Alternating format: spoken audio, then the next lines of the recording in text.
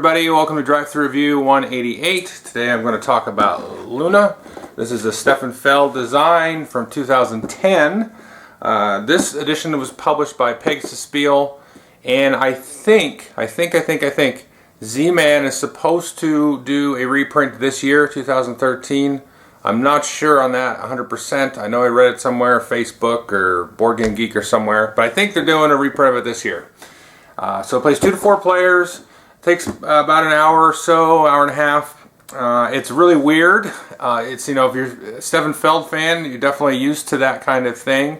Before I talk much more about it, let me just show you how it plays. It will probably come across a little bit wonky in the playthrough, but then that's what you come back and listen to me blabber about what I think of the game. So let's take a look. Okay, I've got the game set up here for 2 players, and setup is relatively involved. It's not too bad. So I just want to give you a quick sort of high-level overview of everything in the game. Then I'm going to go into these different places in more detail. You've got the main temple board here. There's a track here with a little guard figure. Some tiles here that you're going to try to basically move in and control in the main temple here. And then, if you don't mind, I'm going to move the camera a little bit. You've got these sort of little islands around the board. And you maybe can see there are some different player pieces. So we've got a yellow shrine there. Some different workers. There's also some standees here. They're sort of like non-player characters, if you will. There's a supply of different influence tokens here. Each player is going to get a handy cheat sheet that shows all the different actions, all the different ways you can score points. This is actually very handy. And if you look down here, you can see each player has a set of workers off the board that they haven't recruited yet, some shrines they haven't built yet, and then each player starts off with 5 influence.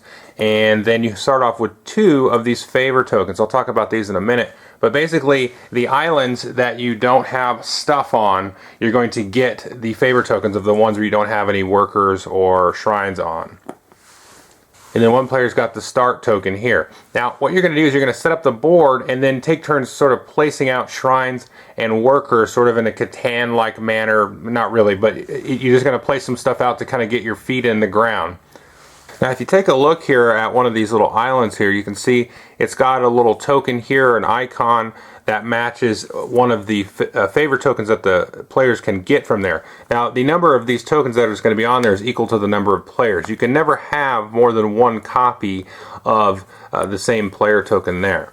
But on the other side here, I just wanted to show you this here. You have sort of default setup. So based on which color you chose and stuff like that, it'll tell you where to put these to start off the game. And I would recommend doing that. I did that for my first game. It was very helpful. But since I've quickly moved on from there, and basically you randomly sort this stuff out, and then you take turns placing the stuff on the board instead of letting the game dictate to you where to place everything. So first, let's take a look at this main temple area here. You can see the center area here is actually made up of 4 large tiles here that have hexes on them. You're going to basically take the number of players and have that many face-up hexes. You're going to shuffle them up. And then the remaining ones you're just going to put face down like so. So we've got a 2-player game. We've got 2 sets of those hexes set up. And then you can see that these tiles here actually are going to match the ones that are available here.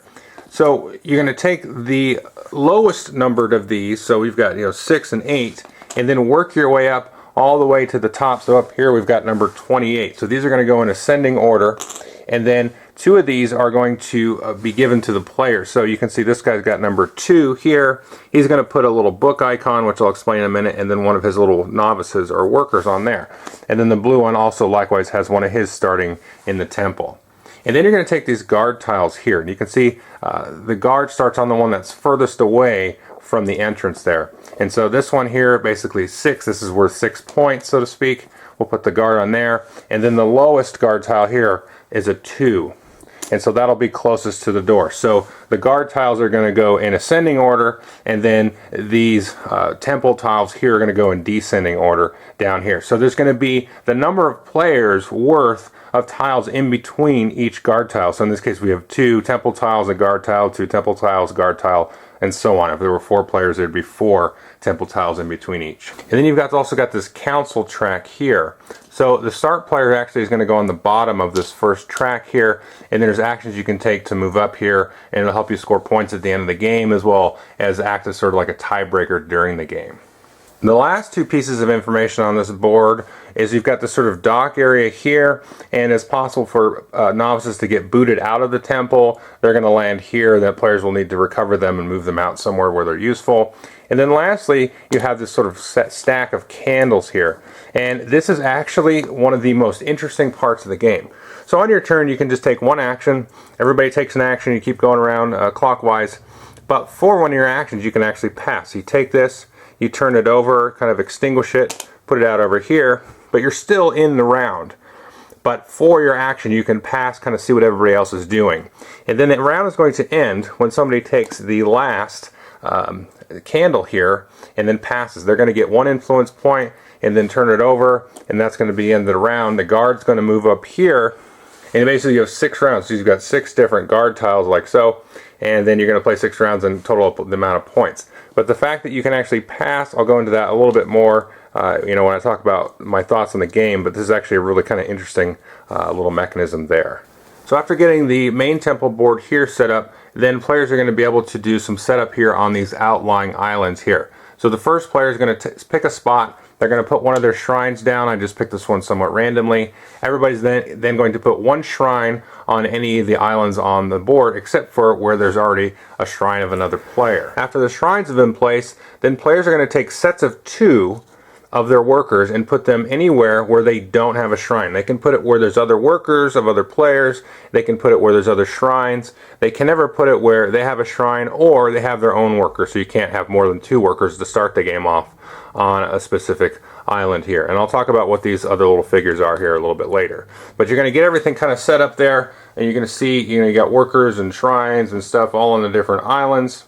And then again, you're going to get the favor tokens there of where you don't have anything. So you can see nobody has anything yellow or blue on this, so they each got one of these little sailboat tiles there. So before I tell you how to play, it's very important in this game to know how you're going to score points. So the first way you're going to score points is by putting novices on some of these temple tiles and then moving them from the track into the tile, and you're going to score points that way. You're going to get residual points by having novices in the temple at the end of each round. You're going to get 1 point for each novice that exists in here. Then at the end of each round, you want to be on the island with the Luna Priestess here, because you're going to get a certain number of points. So first place in this case would get 5 points, second place would get 2. And basically you want to have the majority of things on the island. Now when you take actions in this game, most of the time you're going to be moving 1 or 2 of your workers off the island, and then at the end of the round they'll go back on. In case of tiebreakers or whatever, you're going to count also the shrines on this island, so you're going to need to try to get stuff where the priest is going to be, and she's going to move around to the different islands every round at the end of the round. Now one place you don't want to be is have your stuff where there's the apostate here. Now each player that has workers where there's an apostate is going to lose points equal to the number of workers. Now these workers can be on or off the island. You're not going to count shrines in this case. But so if we'd ended the round like this, the yellow player would lose 2 plus 1. You always lose the number of workers plus 1. So they would lose, this case, 3 points. It wouldn't matter if they were here or here. You just want to get them away from there. Now you can take actions to send this guy away and other things like that. But you don't want to be where he is. Finally, at the end of the game, you're going to get 4 points for each shrine that you've built out on the islands. You're going to get 1 point for any favor token left over, but you're really going to be using these during the game for different actions. And then at the end of the game, you're going to get points equal to where you are on the council. Now, you may not be able to read these numbers here. They're not too bad. But you get 3, 3, 6, 6, 8, 8, and 10. So if the blue player was up here at the end of the game, they would get 6 points at the end of the game. Now, this also is going to be used to break ties when trying to figure out who has the most stuff by the priest. So if yellow and blue were tied and we had the council track looking like this, then blue's going to win. Now, if they were on the same spot, whoever's on top is going to break the tie. So if blue moves up here, then yellow moves up on top of them, then they're currently breaking the tie. So when you take an action to move up here, you're going to land on top of the person, unless the person is in the last spot here. So if blue is here, and then yellow took an action to move up, they're actually going to tuck underneath blue, which is a little bit different. But that's, gives you impetus to get into that last spot quicker. So again, that's how you're going to score points. You want to be where the priestess is, you want to move up this track, you want to get stuff out here, you want to stay away from the apostate. So let's talk about just quickly all the different actions that you can do. So the first action you can do is to recruit a new novice. To do that, you simply take 2 guys off of the same island, move them offshore, then you take 1 from your supply and add it to the offshore here. So again, these will go back onto whatever island they're next to at the end of the round. Now the next thing you might do here is, let's take these 2 and put them back there. Maybe you want to try to get a favor token. So you can take 2 guys off an island again and you grab a favor token. Again, you can only have 1 of each favor token. When you spend a favor token to do an action, you go ahead and put it back on the island that it's supposed to be on, and then you can get it later on. But let's say you have a shrine on this space here, then you only need to remove 1 of your workers here. So I can just take 1 off and get the favor token. So the shrines are going to help you out in that regard. So speaking of shrines, how do we build a shrine on an island? Well, you can only ever have 1 shrine per island. And the way that you do that is you need to have 2 workers where you have the master builder here. So the master builder in this case is here. What I do is I take 2 workers, remove them off the island. But then I also have to spend a shrine token and put that back on the island where it came from. Once I do that, then I can put a shrine here. Now I've got a shrine on the island, 4 points at the end of the game. Now there is a way to get guys back onto an island if they're off the island within the same round. Again, they reset at the end of every round, but if you have one of these little herb tokens here, you can just spend the token all by itself, and then you can put any workers you have back onto the island that they're next to, except for this island. So this is the herb island here. You cannot spend an herb token to put anybody back on this island. It's got to be, one of the other islands that's out on the board there. So how do we get people around to these different islands here? Well, let's say we wanted to take this called a journey action here. I can take any number of workers I want off an island and then move them to any other island. So I can move this guy here, he's going to be off the island, and I can move this guy, say, over here. I can move them anywhere I want, but I just take a simple journey action, pick up some guys, move them around, but they're going to end up offshore. And these you can grab from different islands. I could take guys from here and guys from here and just kind of, jockey them around and put them in a good position maybe for the next round. Now another way to move is to spend one of these little tide tokens here. So I take one of these, spend it, and then I can move all kinds of people around. So I can take guys off of islands, guys that are already off of islands, and move them. So let's say I spent this tide token, I could take him, maybe move him back here, move this guy down over an island this way somewhere, take these guys off, move them over there. So you can move people that are on islands as well as people that have already done something or been moved off of an island. Now the last little bit of movement here are these little sailboat tokens here. So you take and spend one of these, and you can take 1 or 2 of your workers off of one space and then move them to another space. So I could take these 2 guys, let's say, and move them directly onto another island there. So they don't go offshore when you use the sailboat. They can actually move from one spot right directly to another spot, and they're still active. Now as you can see here, we've got the dock here, and remember I said sometimes priests will get knocked out of the temple there and they're going to wind up on the dock. Now to get them off the dock, you're going to have to use a tide token or a sailboat token. So I could spend this tide token, move some other people around, and then get them off and get them next to an island ready for next round. Or I could even target it with my sailboat action, take them directly from here, and then again put them directly on an island itself.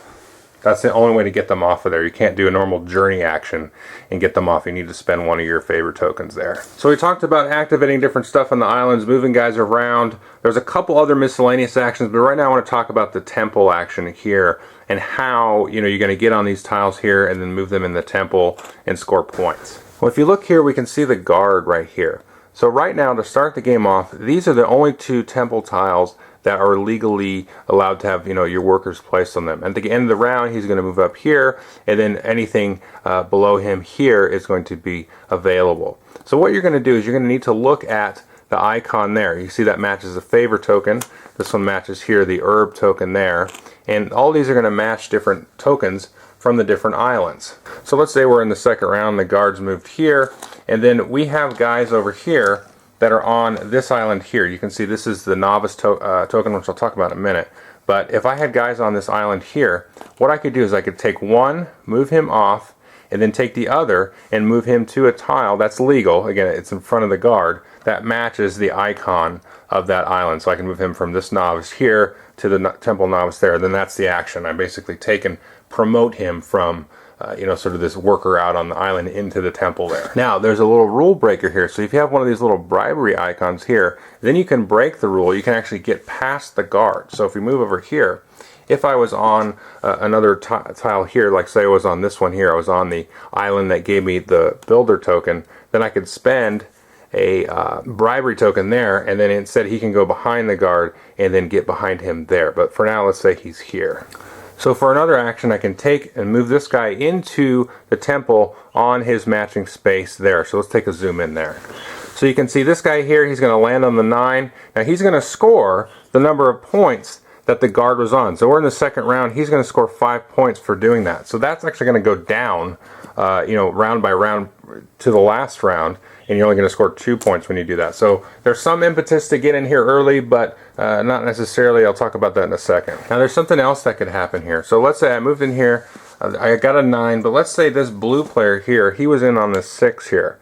So if we take a look, there's your 6, there's your 9. If you look around yourself when you place your worker in the temple, any numbers that are lower than the number you place. So I place 9, I'm higher than 6. This is how I'm going to kick him out. He's going to go down here to the docks, and then he's going to be down here with his buddies there. Then I'm going to get 1 point for each person that I booted out. But if that person was on the tile here, let's say like so, and he had this little book under him, that means he's safe. So if you got a book there, you're safe, and that's a good idea if you're sort of surrounded like this guy. He's on a 2. He's totally surrounded by larger numbers, so he's definitely going to get kicked out if he loses that book there. And again, you're going to score the number of points on the guard tile and plus 1 point for everybody you booted out. And then at the end of each round, you're going to get 1 influence point for each guy that you have in the temple at the end of each round. Now, if your worker is like behind the guard, let's say you bribed him to get past him, you can still take this tile here and move it into the temple. But again, you've still got to spend another bribe token. So you could get in here early, wait for the guard to come along at the end of the round and then place him, normally in the temple. However, if the guard's still ahead of you, you got to spend that bribe token to get that temple tile in the temple. So speaking of the books, one action you can take is take and discard one of these books. You can steal a book from another player here, so he's just going to drop the book there, and then I can put it under one of my players. Now every time you do that, every time you take that book action, you're going to score 1 point, and then also makes your guy safe from being bumped out for the time being. Now the last action to do with the temple is to move up this council track there. And basically what you do is you pick an island, you choose a certain number of guys on the island, and take them off. So I'm going to take 2 guys off, so that means blue can move up 2 spaces. That's pretty simple. Take guys off, you move up however many number of spaces, the number of people that you pulled off with. So that's all the basic actions there. There's 3 other sort of miscellaneous actions, but they're very important. Let me go over those quickly. Now let's say you got some workers here and there's pesky opposites here and you don't want them to be around. What you can do is you can take a guy off and then you can move him clockwise, basically 1 island down this way, like that. If I wanted to move more, I could take 2 guys off and he'd go 2, so he'd jump all the way over here to this island right there. Now the last tile that I have talked about is the Novice Tile, and you can actually use these to act as one of your workers that you would choose to spend. So an example up here, so I've got this shrine up here, I've got 2 workers, right? So if the shrine wasn't here, normally it costs me 2 workers to pull off and then get one of these favor tokens. But in lieu of one of those workers, I could spend one of these novices, just sort of like fake workers. So I could just pull 1 off and then spend this and then get my favor token. Or I could spend none. Since in this case I actually do have a shrine, I could just spend this novice token and then boom, that was my 1 worker. Because remember, a favor token costs 2 workers or 1 worker if you have a shrine. So I could use that to substitute, and then there you go. There's just a substitute worker in terms of paying a cost. Obviously you can't move him in, on the board here or anything like that where a worker actually needs to physically be. And then obviously the last thing I said you can do is you can pass, and that's pretty cool. I'll talk about that more in a minute. So at the end of each round, everybody's going to activate, go back on the islands. These little suckers are going to move around. This opposite is going to move clockwise until he finds an island that has workers on it, which is usually 1 space. The builder here, you can see he's going to move 4 spaces around the board, and then the priest here is always going to move 6, or basically backwards 1. And so you got to keep in mind where these people are going to be next round. You know, maybe you want to build something, you want to make sure you get a shrine built at least every 5 of the rounds, because you have 5 shrines that you can build. You want to be in a good spot for her because you're going to score some points during the game. You know, you want to stay away from this guy. So you got to keep in mind where they're going to be as well as what you're trying to do this round. And that is Luna. Okay, I hope you enjoyed the overview. This is a difficult game to sort of explain and get into. One thing I did miss is when you take the herb tile, and you can only move 1 or 2 guys back on. I don't think I specified that. I think I just said guys. But you can only move 1 or 2. You can't move a whole mess of them if you bunched up a bunch of guys outside the island.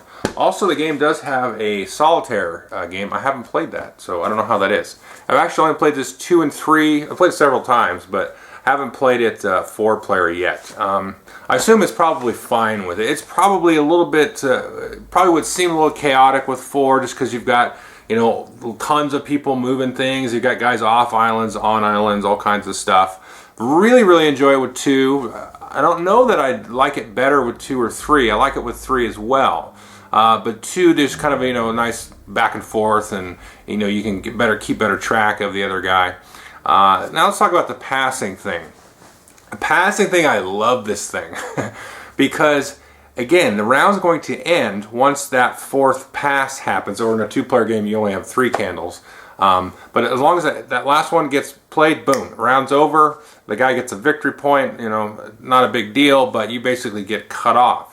So, one thing that I did the other day is we started like one of the rounds, I think it was the second to last round, I was like, pass for my first action on the turn. And people were like, what are you doing? And, and it puts that much more pressure on people to get what they want to get done, to get it done. Because maybe they're like, okay, I need to do this, I need to move a guy over here, and then maybe spend some herbs to get them up here so I can build my shrine, because I don't want to miss out on my shrine this turn, because he's, the guy's going to move to a place that's really bad for me. I wanted to do that, and I wanted to get some workers over by the priestess so that I can, get some points from her. And the one that I showed you there was one for a 2-player. There's a different one when you have more players. So the points are going to change a little bit based on the players there.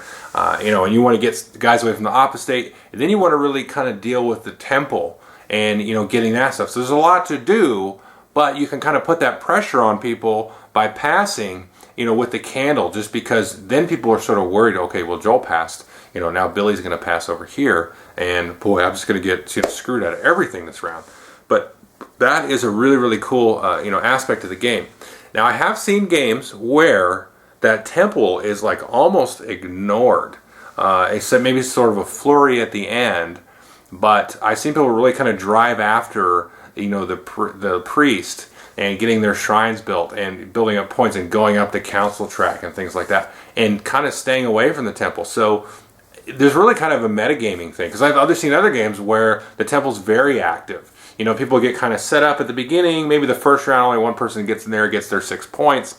But then starting in that second round, there's guys in and out. You're getting bumped out. You need to get the waves in the ships to, get your guys into a position where they're doing some good. And, I've seen, and you're going to get your recurring points, because you get a point every round for each guy. So there's an interesting sort of metagame that happens, I think, is going to be different for each group. So that's really interesting to me. The game is not... the feedback that people I played with is kind of lukewarm. People really like it, or some people are like, it's okay. Nobody's hated it yet, because people I play with like Stefan Feld games.